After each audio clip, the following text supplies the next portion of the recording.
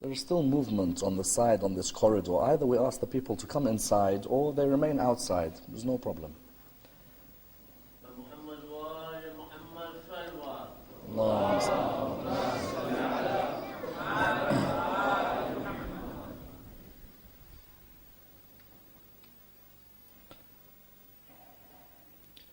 رحم الله من قرأ سورة الفاتحة. بسم الله الرحمن الرحيم. الرحمن الرحيم.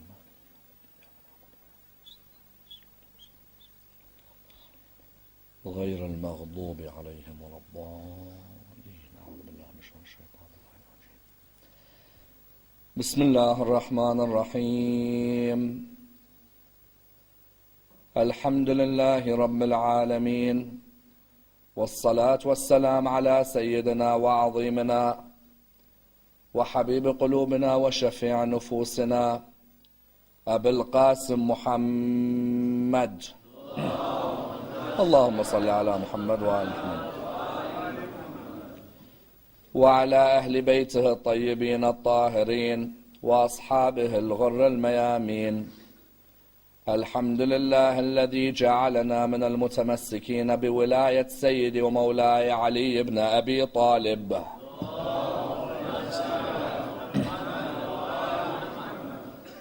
الحمد لله الذي هدانا لهذا وما كنا لنهتدي لولا أن هدانا الله. أما بعد، يقول الله في كتابه الكريم: بسم الله الرحمن الرحيم. إنما وليكم الله ورسوله والذين آمنوا الذين يقيمون الصلاة ويؤتون الزكاة وهم راكعون. The first of our loud salawat in honor of Rasulullah Muhammad sallallahu alayhi wa alihi wa sallam.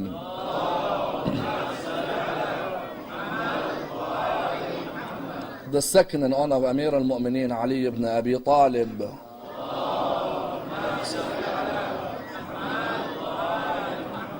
The third with your loudest voices in honor of the Imam of our time, Imam Sahib al-Asr wal-Zaman. Allahumma salli ala Muhammad wa ala Muhammad. Respected scholars, brothers and sisters, Assalamu alaikum wa rahmatullah wa barakatuh. The discussion concerning the proclamation, Ashhadu anna Aliyan waliyullah, is arguably one of the most fascinating discussions in Islamic thought. At the same time, it is viewed as being one of the most controversial statements in Islamic history, and a statement which requires a thorough analysis, for it is a statement which affects the lives of millions around the world today. Many people would have heard, when they come towards the call of prayer, this particular statement. As in, if you go to Iraq today, or you go to Iran, or even parts of Lebanon and Syria, you will hear within what is known as the Athan in the Arabic language, this particular line: Ashhadu anna Aliyan waliyullah. You find, however, that there are other schools within the religion of Islam who do not understand, firstly, the philosophy of Aliyun waliyullah, and secondly, when did this actually come into the Adhan? And the idea that many times, many of us would have been asked the question, that we can understand Ashhadu anna Muhammadan Rasulullah being in the Adhan. But Ashhadu anna Aliyan waliyullah is not something that was there from the time of Rasulullah. And indeed this led many to ask the question on this issue. Many came forward later and they began to ask the question, that when you come into your Adhan in your mosques, how is it that you could add to the Adhan something which Rasulullah never recited? Because in their idea, the Adhan as a call, no one can come and add, and no one can come and remove. Therefore they say that the Adhan that has to be kept is the Adhan of the Holy Prophet. The Adhan of the Holy Prophet would have had Allahu Akbar, would have had Ashhadu an la ilaha illallah, would have had Ashhadu anna Muhammad Rasulullah, but not this statement. Likewise, when you ask many of the followers of Ahlul Bayt about the line Ashhadu anna Aliyan waliyullah, you'll find that many of the followers do not know the origin of this statement. At the same time, many do not know the philosophy of this statement. When we say Ali waliyullah, what do we mean? What is the basis and the background of this line? Therefore, what do you find? You find that this needs a thorough dissection. There is a request on the back for people to move closer to the front. Sallu ala Muhammad wa ali Muhammad. Brothers, please move closer to the front. For those brothers who are coming in, there is no space.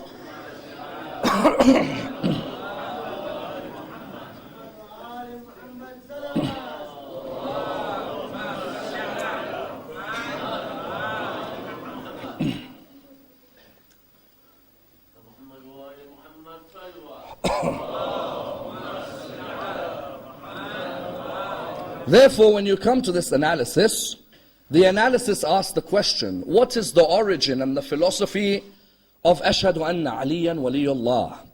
And how do we explain this statement to our brethren from other schools in Islam?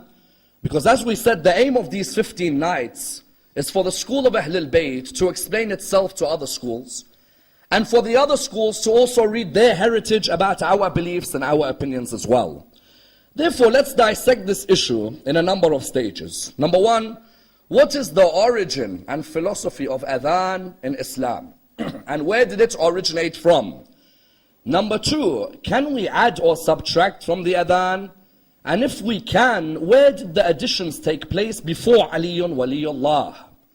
Number three, what is the meaning of Aliyun Waliyullah? And how is this statement understood within Shi'i thought? Number four, is Ashhadu anna Aliyan waliyullah obligatory or not?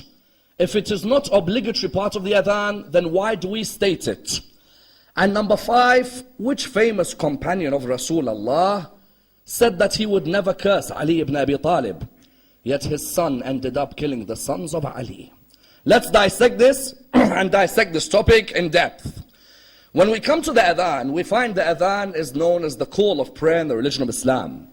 Wherever you go in the world today, you find that the Adhan is called far and wide. From an area like India to Indonesia, from Spain to, for example, Brazil, you will find that there are Muslims everywhere who come towards this call of Adhan. When these Muslims come towards this beautiful call of Adhan, the question arises, when did this Adhan originate? As in, who originated this Adhan? You find that from the time of Rasulullah, you find that some people came forward and said that if the Salah was originated in Medina, then the Adhan would be originated in Medina as well. And they are right. The Adhan was originated in Medina. Why? Because as we know, in Mecca, Rasulullah was trying to instill usul al-din.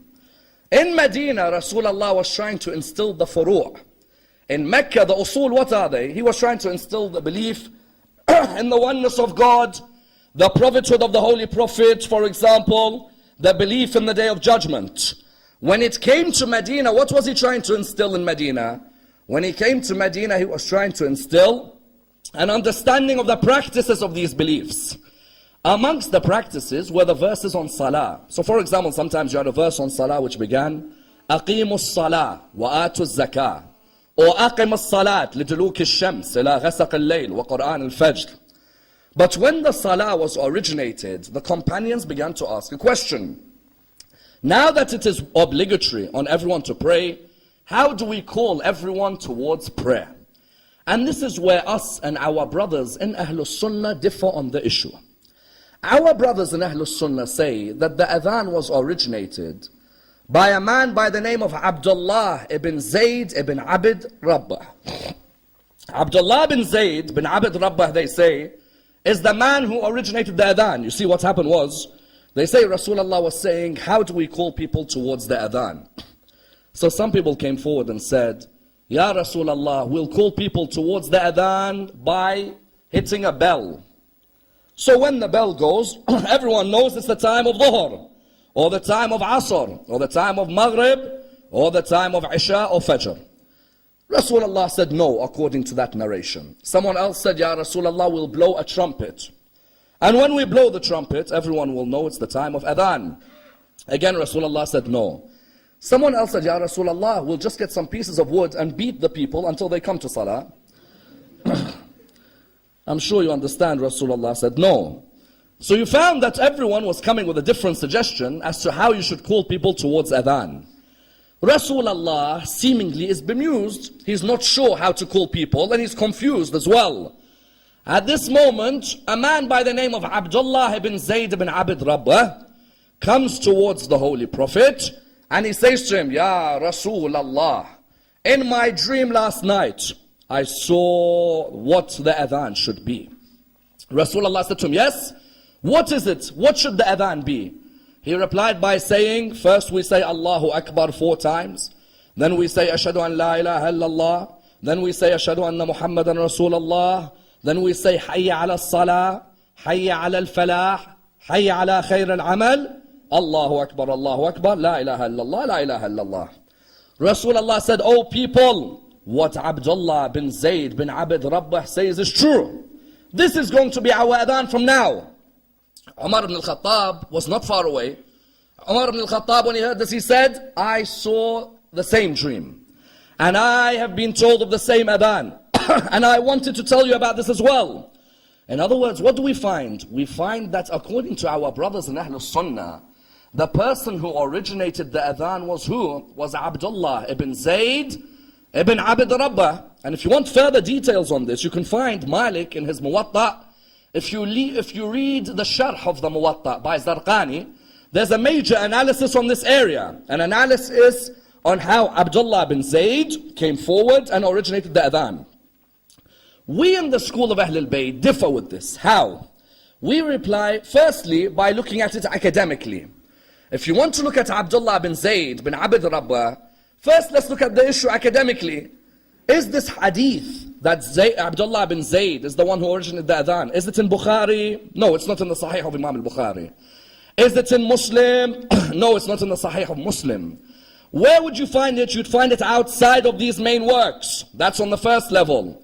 On the second level, Abdullah bin Zayd bin Abd Rabbah, years later, a narration talks about his daughter asking Umar bin Abdul Aziz for help because she was in a predicament.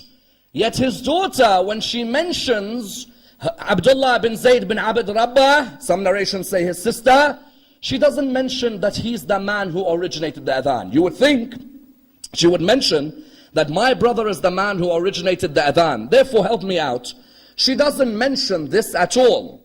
Therefore you find that those who say Abdullah bin Zayd bin Abd Rabbah is the man who originated the adhan, academically on the first level we say it's not in the main text, nor does his family members ever mention him. On the second level, why would Rasulullah look for someone else to bring the adhan and not he himself brings it from the Lord of the heavens?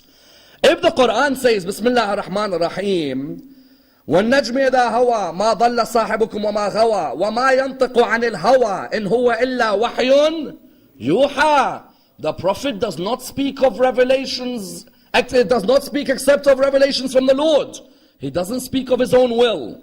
Rasulullah, who came to establish salah, why would Rasulullah wait for a person to come and give him an opinion on the basis of a dream? As in, with all due respect to Abdullah bin Zayd, we never listened to Abdullah bin Zayd when he was awake. Why would I listen to him when he's in his sleep? As in, Abdullah bin Zayd isn't some authority everybody would go and listen to.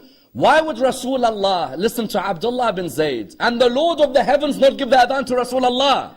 Therefore, in the school of Ahlul Bayt, we came to a conclusion. What is it? Within our text, it clearly says that Rasulullah received the adhan on the night of Mi'raj. On the night of Mi'raj, Rasulullah received the adhan. The adhan was given to him on the night of Mi'raj. Upon his return from the night of Mi'raj, he dictated the adhan to Amir al-Mu'mineen. He brought Amir al-Mu'mineen next to him. He said to him, "Oh Ali, this is the adhan which will be used as a call for prayer." You see, it's not disrespect to my brothers in Ahlul Sunnah. At the end of the day, in their works, they believe it's Abdullah bin Zayd. Whereas in our works, we believe that Rasulullah brings the adhan.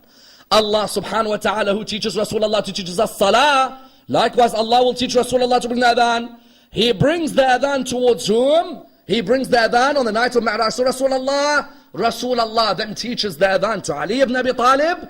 Amir al-Mu'mineen then teaches the adhan to who?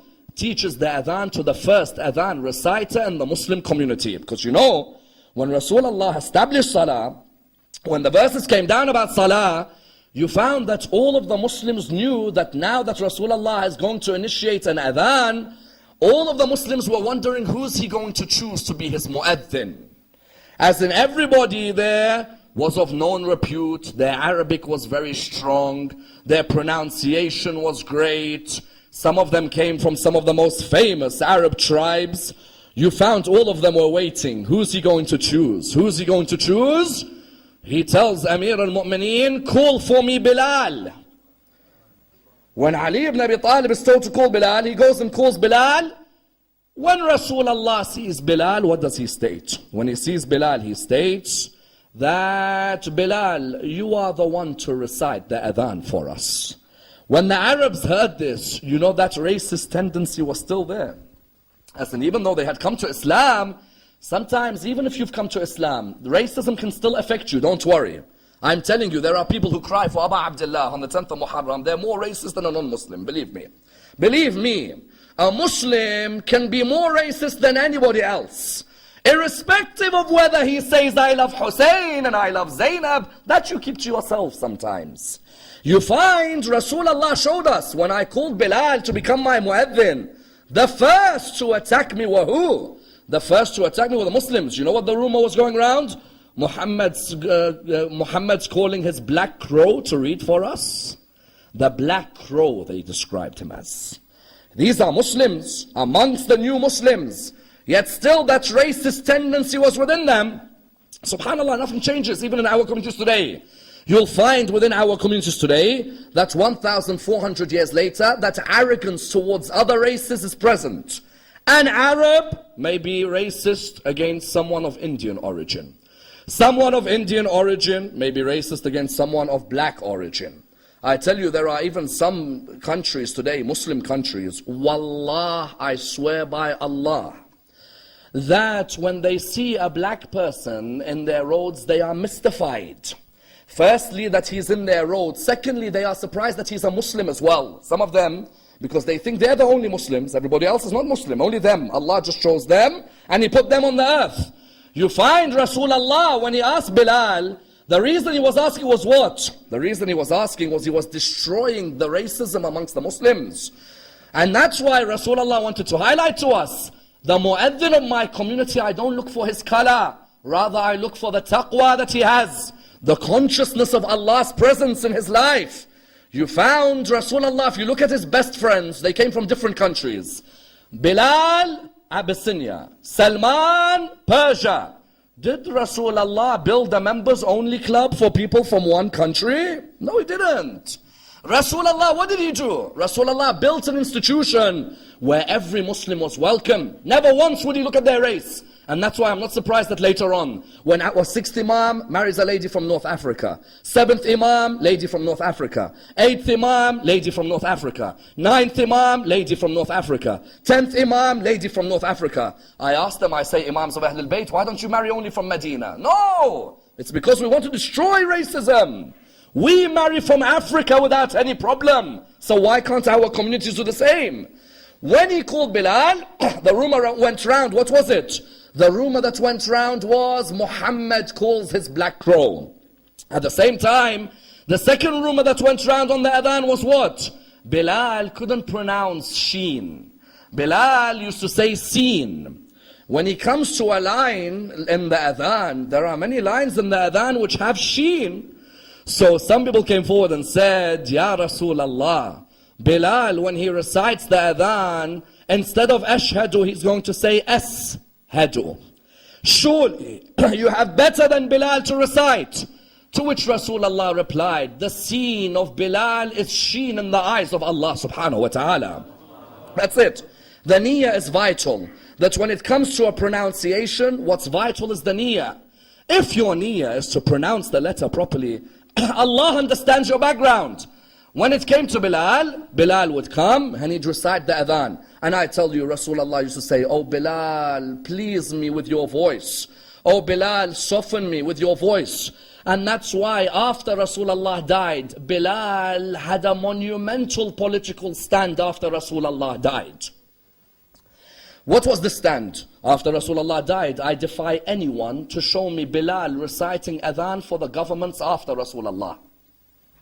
Bilal stops reciting adhan. Why? The mu'adhin of Rasulullah stops reciting adhan. Why? It's because Bilal recognized that these governments who have come after Rasulullah have usurped the right of the man chosen by Allah on the day of Ghadir. And that's why he was exiled to Sham. Those of you here, how many of you have been to Bab al-Saghir in Sham? When you've been to Bab al-Saghir, you see the grave of Bilal and Bibi Fidda, isn't it? In Sham. Bilal, why did he die in Sham? Because they exiled him. Get out! How dare you stop reciting Adhan for our government? In the time of Rasulullah, you are a mueddin. Why don't you recite? And especially, why don't you recite for the man who freed you when you were a slave? Because the idea was that Abu Bakr, the first Khalifa, freed Bilal when Bilal was a slave. So Umar ibn al-Khattab said to him, "Oh Bilal, Abu Bakr freed you, and now you don't recite Adhan for him?" Bilal replied, "If he freed me, so I work for him, then here I am, I'll be his slave now and I'll continue to work for him. If he freed me for the sake of Allah, then Allah will reward him. But if he freed me to leave the man chosen on the day of Ghadir, that I will not do. The man chosen on the day of Ghadir, I remain loyal to him for the rest of my life." And that's why in Ikhtiyar al-Rijal of Shaykh al-Tusi, it's clearly mentioned, Bilal al-Habashi. May Allah have mercy on him, for he remained loyal to us, al-Muhammad. He never left us when others left us after Rasulullah died. And that's why the power of Adhan was there. That later our fourth Imam would say in Risalat al-Huquq. I recommend all of you brothers and sisters, after the Quran, read Risalat al-Huquq of our fourth Imam. In one part of Risalat al-Huquq, do you know what the Imam says? The right of the mu'adhin. Risalat al-Huquq is the treatise of rights. The right of God, the right of yourself, the right of your father, the right of your mother, the right of your non-Muslim companion, the right of your parents, and so on. One of the chapters is called the right of the mu'adhin. You think the mu'adhin in the community is something small? Imam Zain al-Abidin in Risalat al-Huquq, you know what he says? The right of the mu'adhin in your community is that you go and thank him, for he calls you towards the greatest rizq. Isn't it? Isn't salah the greatest rizq in our life? Is there a sustenance like salah? That man, when he says, Hayya ala salah, that man's calling us to the greatest rizq. So Imam Zain al-Abidin says, go and thank the mu'adhin in your community, for the mu'adhin is the one who brings you towards the greatest rizq. That's why sometimes when we have a mu'adhin in our community, go and say thank you to him when he says Hayya ala salah, for he's inviting you towards the doors of Allah's bounties. Therefore you found Adhan originated in the school of Ahlul Bayt in this way.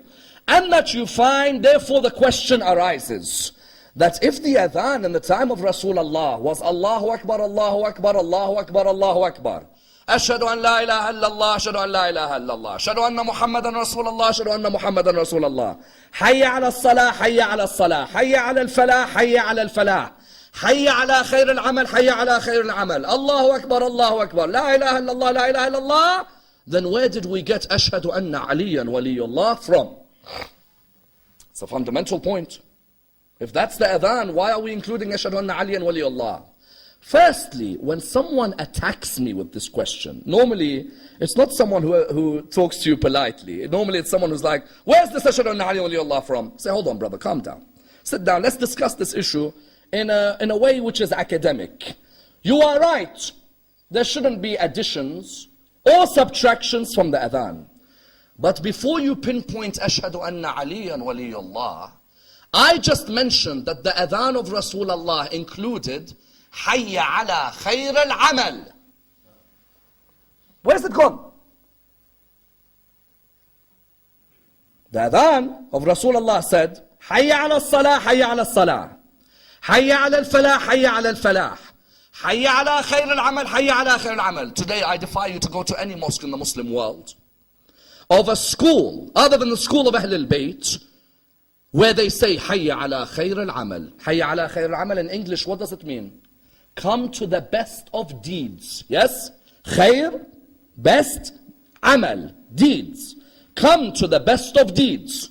I ask, before I look at Ashhadu anna Aliyan waliyullah, where did Hayya ala khayr al-amal go?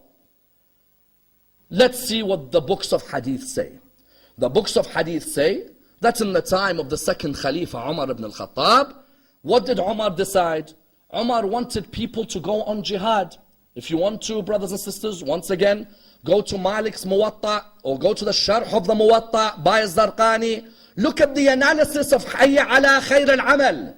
They say that Rasulullah, who used to say Hayya ala khayr al-amal in his adhan, Then Umar ibn al-Khattab, when he became Khalifa after Abu Bakr, Umar decided to remove this. Why? He wanted jihad to be khayr al-a'mal, not salah. Because he wanted more and more soldiers to be going for war. If salah is the greatest deed, people will turn around and say, hold on, salah is greater than jihad. So Umar said, remove hayya ala khayr al-amal. I want jihad to be the best of a'mal. Brothers and sisters, I don't mind if another Muslim has this opinion, but to me, a person other than Rasulullah cannot change the adhan of Rasulullah. I can't have the ijtihad of someone come from the nas, against the nas of Allah subhanahu wa ta'ala. Umar ibn al-Khattab, while he is respected in other schools, at the end of the day, he can't come to the adhan and say, in my opinion, jihad is greater than salah. Remove hayya ala khair al-amal. Firstly, there is that. Secondly, before we get to ashhadu anna aliyan waliyullah, can I add something to the adhan? If you say I can't add ashhadu anna aliyan waliyullah, then I reply to you by saying, hold on a minute. Then how about the addition of as-salatu khayrun min al-nawm? Every Fajr Salah in the Muslim world today, except the Ja'fari school, every Fajr Salah, before the Salah you will hear, prayer is better than sleep. Prayer is better than sleep. Once again I ask the question, because our lectures are to bring Muslims together, not to disunite. We seek to understand from each other. I ask the question, as-salatu khayrun min al-nawm. Rasulullah said as-salatu khayrun min al-nawm? No. Because there's no way Rasulullah will be found sleeping at the time of Fajr. Rasulullah would not need to think about this. Then who is it that said it? Abu Bakr? No. The first Khalifa did not allow as-salatu khayrun min al-nawm into adhan. He's not the one who innovated it. Who again is the one who brought it into the salah? The one who brought it into the salah, into the adhan, was Umar ibn al-Khattab. On one occasion, Umar is awoken by someone who said to him, as-salatu khayrun min al-nawm. He said that would make a good addition in our adhan. Now, brothers and sisters, this is an academic analysis. It's not a humorous session. I'm not belittling the opinions of another school in Islam. We are discussing the heritage of Muslims. This is not something for us to laugh at. There may have been others before here who found this as an entertainment center. I don't. I find this as a center for academic analysis between Muslims. So when Umar ibn al-Khattab came, he removed hayya ala khair al-amal and he added as-salatu khayrun min al-nawm.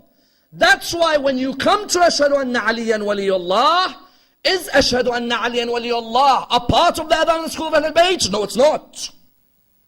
Ashhadu anna aliyan waliyullah is not part of the adhan in school of Ahlul Bayt. In terms of it being an obligatory part, it's not an obligatory part.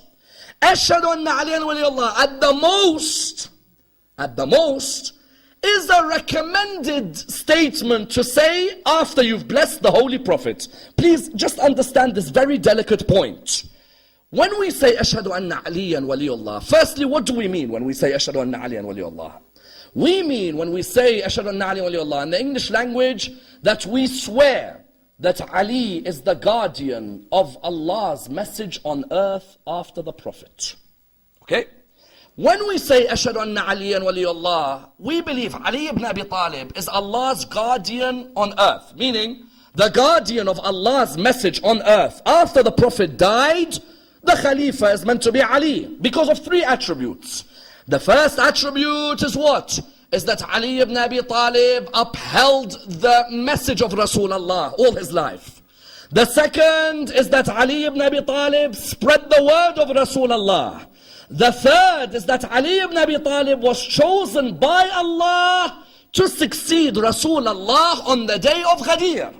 Therefore, when someone upholds the message of Allah, spreads the message of Allah, and is chosen by Allah, then that person is called Waliullah. Someone says, Waliullah, Ali ibn Abi Talib being Waliullah. If this is part of our creed, it should be in the Quran. It is in the Quran, and specifically in the Quran. And in the Quran, in the verse which I quoted at the beginning of my majlis, the verse I quoted at the beginning of my majlis is the clearest verse about the wilayah of Imam Ali ibn Abi Talib. That the word wali is used in reference to Amir al-Mu'mineen. What does the verse state? The verse is Surah 5, verse 55. Bismillah ar-Rahman ar-Rahim. Please listen to this verse carefully and don't just listen. If you have a couple of minutes in Shahr Ramadan, try and memorize the verse. Build relationship with the Quran. The verse says what? Bismillah ar-Rahman ar-Rahim. Innama waliyukum Allahu. Now, wilaya, guardianship, is of two types. There's a wilaya amma, a general guardianship, and there's a wilaya khassa, a particular guardianship. Wilaya amma, Allah subhanahu wa ta'ala has a general guardianship over all this creation. Do you agree? How many times have you read the verse in the Quran? Allah waliyul ladhina amanu, yukhrijuhum min adh-dhulumati ila al-nur. Allah is the guardian of those who believe. He takes them from darkness into light. This is wilaya amma, that Allah guards and looks after all of His creation. Then we have wilaya khassa. What is wilaya khassa? Wilaya khassa is when Allah subhanahu wa ta'ala decides to give portions of His guardianship to a chosen believer on earth. Innama waliyukum Allahu. Your wali is Allah. Wa rasuluhu. Now the guardianship is being given. When Allah speaks in the Quran, He is saying, I am the independent wali. But if I choose, I may give portions of my wilaya to my creation. Innama waliyukum Allahu wa rasuluhu. Now Allah gives this wilaya to the Rasul. Walladhina amanu. And those who believe. But ya Allah, you've given your wilaya to all those who believe? No. There's a condition. Alladhina yuqimuna as-salata wa yu'tuna az-zakata wa hum raki'un. There's a condition. What is it? Ya Allah, you're telling me about your wilaya and who you give it to. You are the wali, and your Rasul is the wali, and those who believe. But a condition for those who believe. Who are they? Those who give away zakat, those who establish salah, and give zakat while in ruku'. Wait. Someone says, there's nothing special about that. People pray, and people give zakat, and people do ruku'. Look at the verse again. There's something very specific. What is it? يُقِيمُونَ الصَّلَاةِ وَيُؤْتُونَ الزَّكَاةِ. Yes? Is ruku' part of salah? Is ruku' part of salah? Yes. So why do I need to mention ruku' specifically later? Just think about it.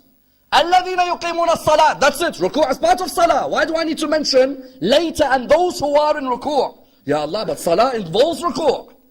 It means an act took place specifically in ruku', where one man and one man alone in history gave away his ring in his ruku'. Now, in the mosque of Rasulullah in Medina, a poor man walks around looking for someone to give him some charity. And everyone is busy, none will give him. He stood in the mosque of the Prophet and he said, Ya Allah, I have come to the Prophet's mosque in Medina, and I have looked around for charity, and none has given me. Ya Allah, I ask you to answer my dua under this dome, under this mosque. Answer my dua with someone giving me some charity. The moment he asked this dua, can't Allah answer a dua in a split second if He wants to? And there was a man in his salah. And a true salah is a mi'raj of a mu'min, isn't it? If you're truly concentrating in your salah, you're in mi'raj. Rasulullah used to say, as-salat mi'raj al-mu'min. Ali ibn Abi Talib begins his salah. This man begins his dua. Ali ibn Abi Talib finishes as he's going towards ruku'. This man's dua is to be answered.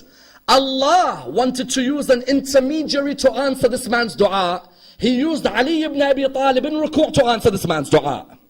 Some came forward and said what? Some came forward and said, that means Ali ibn Abi Talib doesn't concentrate in salah. Because how could Ali ibn Abi Talib know there's a poor man? Ibn Jawzi, the famous scholar of Ahl Sunnah, says, all of you have got it wrong. When a man is intoxicated with love for his Lord, then his Lord uses him to answer the prayers of his believers. Says Ali ibn Abi Talib was so intoxicated in the love that in one moment he was a servant of Allah and a servant of the creation of Allah at the same time. And that's why when he gave away this ring, someone says, yes, but do all schools believe something happened with the ring in ruku'?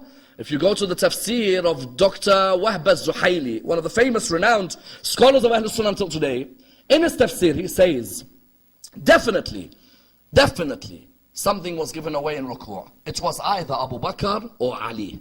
No problem, I don't mind. It's either Abu Bakr or Ali who gave away his ring for this verse. That's good enough for me. Because in my literature it's Ali. At least in their literature they admit that yes, something happened in ruku'. Because Allah subhanahu wa ta'ala, if salah involves ruku', would not say وَهُمْ رَاكِعُونَ. Salah already involves ruku'. It means that in ruku', Ali ibn Abi Talib became Allah's wali on earth. So the verse said, إِنَّمَا وَلِيُّكُمُ اللَّهُ وَرَسُولُهُ, and the man who gave away. That was the wilayah being given. Therefore, we believe in Ashhadu anna Aliyan Waliullah, that Amir al-Mu'mineen through this verse was made Allah's wali. Does this give us a right to take our belief of Ashhadu anna Aliyan Waliullah and place it in adhan? No, it doesn't. No, it doesn't. Just because you believe in something doesn't mean you come and start changing the adhan. Otherwise, what Umar ibn al-Khattab did, there's nothing wrong with it. Umar ibn al-Khattab added to the adhan, subtracted from the adhan. We in the school of Ahl al-Bayt, we never say and we do not accept anyone who believes Ashhadu anna Aliyan Waliyullah is an obligatory portion of the adhan. Never. To think that Ashhadu anna Aliyan Waliyullah is wajib in adhan is wrong and is not part of our school. So someone asks, then what was the basis of Ashhadu anna Aliyan Waliyullah? The basis comes from a number of angles. And please try and understand this delicate discussion.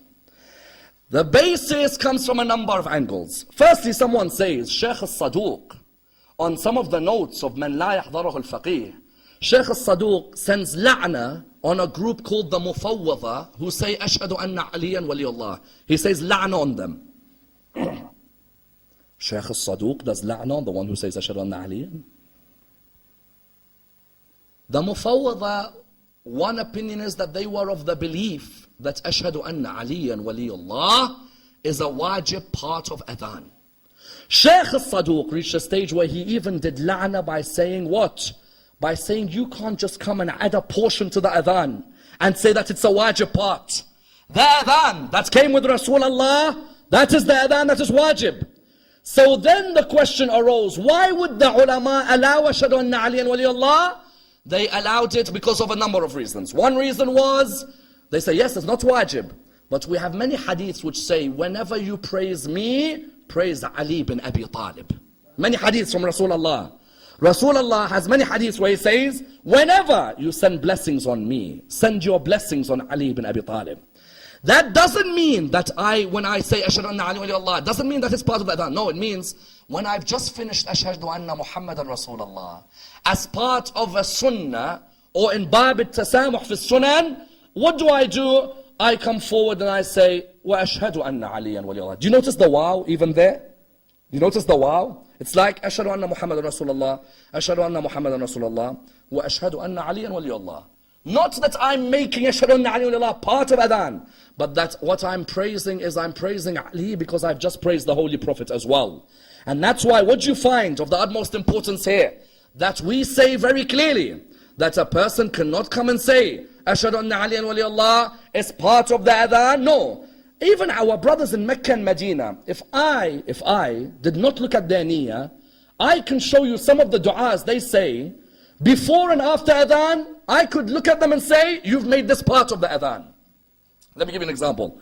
When they come on in the adhan, before the adhan you hear the dua, Allahumma aghfir lil mu'minina wal mu'minat wal muslimina wal muslimat al ahya'u minhum wal amwat taba Allahumma baynana wa baynahum bil khayrat innaka mujibud da'awat innaka ala kulli shay'in qadir. Every adhan you hear this dua. Someone can easily turn around and accuse them and say, how could you add that to adhan? How dare you? They say, no, we're not adding it. But we were told, when you recite a portion in adhan, read this dua as well. Likewise with us, we were told that whenever you praise Rasulullah, after it praise Ali ibn Abi Talib. Wajib that I add Ali ibn Abi Talib in adhan? No. A person who recites adhan and thinks Ashhadu anna Aliyan Waliyullah is wajib, his adhan is void. Let's be clear on that. This is not a competition where people have to put forward their beliefs. And that's why I remember Shaykh al-Tusi saying something very clearly. Shaykh al-Tusi in his book Al-Mabsut, Shaykh al-Tusi within the Mabsut, you know what he says?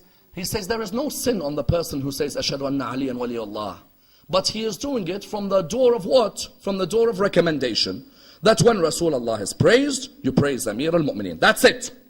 Shaheed al-Awwal in al-Lum'a al-Damashqiyya, Shaheed al-Awwal says, Ashhadu anna Aliyan waliyullah is the central belief in the school of Al-Muhammad because it's the protection of the message of Rasulullah, but that does not mean it becomes part of the adhan just because you believe in it.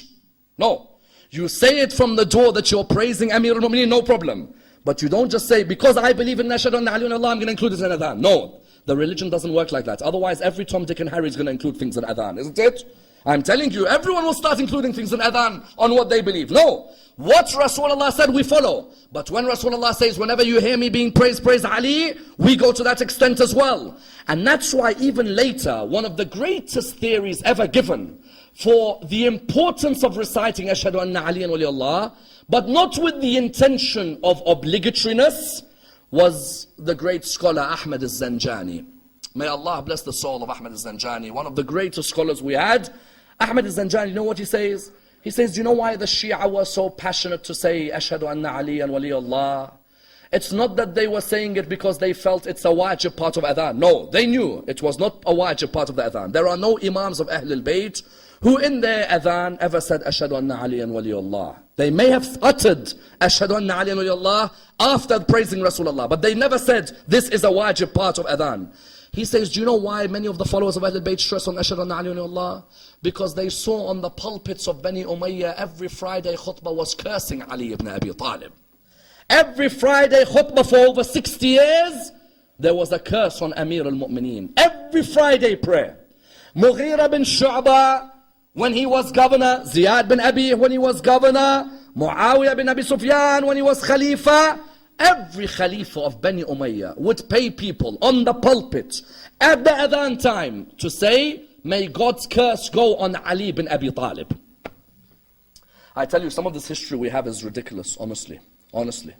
That when there are so-called great generations of caliphs who order the people to curse Amir al-Mu'mineen. Ahmad al-Zanjani, you know what he said? He said when the Shia are passionate about Ashhadu anna Aliyan waliyullah, it's not because they believe it's wajib. It's because they saw years of cursing that man. So they wanted to reply that we swear that man is our guardian forever. You see these people, Muawiyah, there is a hadith within the Sahih, Muawiyah comes to Sa'ad bin Abi Waqqas. He says to him, Sa'ad, why don't you curse Ali ibn Abi Talib? Sa'ad replies, I will never curse Ali ibn Abi Talib because of three things. The first is the day of Khaybar, that all of us were waiting to see who's going to be given the banner on that day. And Allah decided to give His banner to a man who Rasulullah said, me and him love Allah and Allah and me love him. That day we were waiting, the following day it was given to Ali ibn Abi Talib.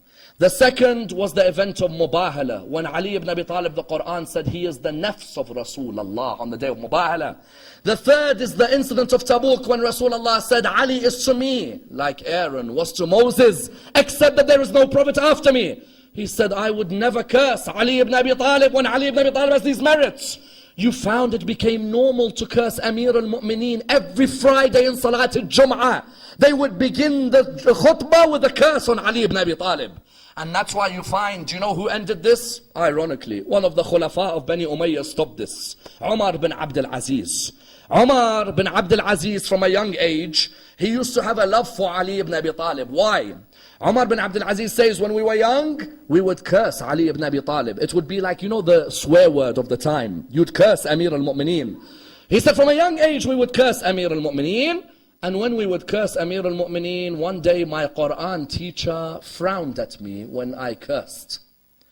When he frowned at me, I looked at him, and I said to him, it's a young Umayyad boy, he's a prince.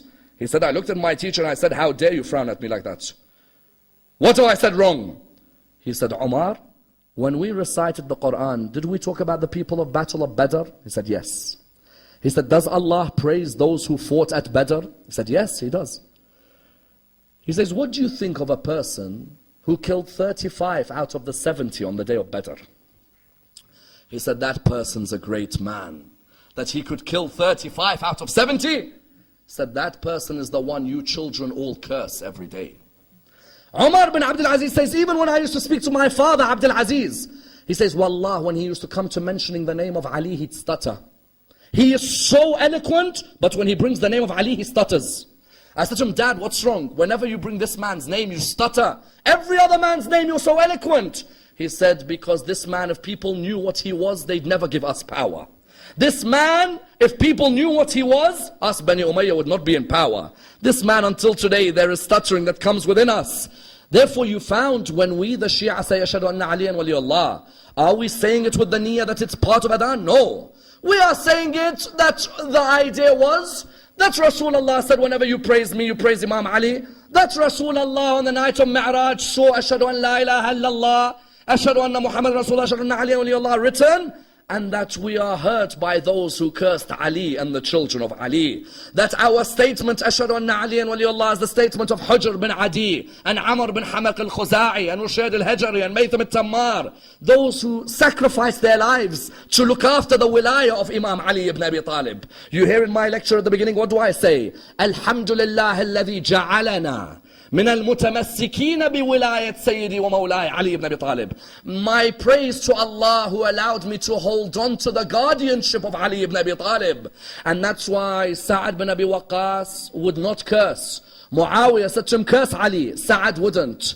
The irony of ironies, that Sa'ad bin Abi Waqqas' son Umar ibn Sa'ad takes after the command of the religion of Islam. His father Sa'ad bin Abi Waqqas wouldn't curse Ali ibn Abi Talib. Whereas Umar bin Sa'ad ends up not just cursing Ali ibn Abi Talib, but cursing the children of Ali ibn Abi Talib, and massacring the children of Ali ibn Abi Talib.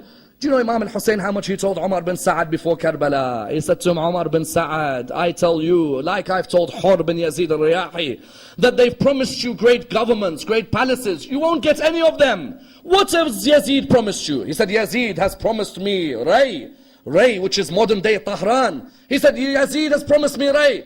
Imam al-Hussein said to him, Umar, I'm telling you, you will not get Ray. He will not give you anything. When have you seen Bani Umayyah be loyal to their promises? Then he looked at him and he said, Oh Ammar bin Sa'ad, you curse my father Ali, and you curse my mother Fatima, and you curse me as well. I'm willing to give you the land of Bughaybagha. The Bughaybagha was a piece of land on the outskirts of Medina, which Muawiyah used to beg Imam Ali to sell to him. Muawiyah used to beg Imam Ali, sell me the Bughaybagha. The Bughaybagha was a huge piece of land which was worth millions at the time. Muawiyah used to beg Imam Ali. Imam Ali used to never sell it to him. Imagine Imam al-Hussein tells Umar bin Sa'ad, Yazid promises you Ray, but have you seen Ray given to you? I'll give you the Bughaybagha, which is worth more than Ray. Take the Bughaybagha. He said, I don't want nothing from you and nothing from your family. Imam al-Hussein said, Oh Umar bin Sa'ad, I see you with your body being kicked by children in the streets. You know, when Mukhtar caught Umar bin Sa'ad, he absolutely annihilated Umar bin Sa'ad and his son, and they beheaded them. Imam al-Hussein told him, he said, have respect for yourself. Do not do such an act. Umar bin Sa'ad said, I don't want anything that you offer me. If someone gave me bread, that would be enough for me to kill you and see you dead on the ground. Subhanallah. And that's why you find the way he treated the daughters of Imam al-Hussein after Karbala.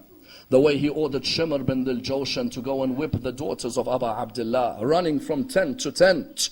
The granddaughters of Ali ibn Abi Talib were running from tent to tent. In a city where their leader used to lead, they were now being abused. In a city where their grandfather used to be respected, they were disrespected.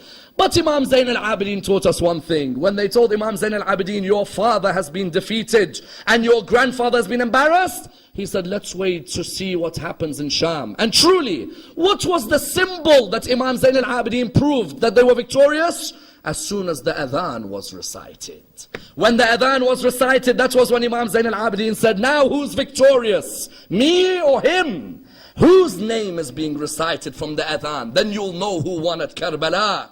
And Imam Zayn al-Abidin, as soon as he heard Allahu Akbar, he said, there is none greater than Allah. Then when he heard Ashhadu an la ilaha illallah, he said, my skin and my flesh and my body and my eyes all testify to the oneness of Allah. Then when he heard Ashhadu anna Muhammadan Rasulullah, he looked at Yazid and he said to him, "Oh Yazid, is Muhammad your grandfather or mine? If you say he is yours, then you are a liar. But if you know that he is mine, then why did you kill his grandson on the plains of Karbala?" Inna lillahi wa inna ilayhi raji'un. We pray to Allah subhanahu wa ta'ala to raise us with Amir al-Mu'mineen alayhi salam, to bring an understanding between the Muslim Ummah and the history of Adhan. Allow us to be amongst those who hold on to the wilayah of Imam Ali ibn Abi Talib, the guardianship of Imam Amir al-Mu'mineen. Ya Allah, allow us to visit his holy grave in the land of Najaf. Allow us to sit by that holy grave. We pray to Allah subhanahu wa ta'ala for all our deceased members of the community. Oh Allah, raise them with Muhammad and al-Muhammad. We pray to Allah subhanahu wa ta'ala with the Surah Al-Fatiha, but before it, the loudest of your salawat.